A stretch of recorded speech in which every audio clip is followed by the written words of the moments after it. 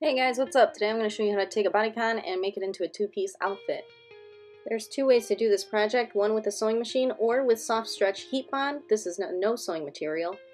First we're going to find our waist by bending and marking the waist. You can check your waistline with other clothes that you know fit perfectly and then just ensure there's enough room around them so that when you cut you have an allowance for the hem. So here I'm going to put the HeatnBond down, give it a little iron, take the HeatnBond off, and then we're going to iron it with that fold.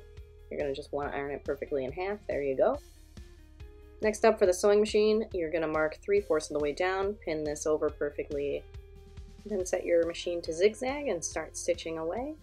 Give it a little stretch, check your tension. If it's good, iron the hem, and there you go. We got HeatnBond and sewing. Here's the look styled together, super cute, and here it is apart with some pants and then a cute little sweater. Let me know what you guys think.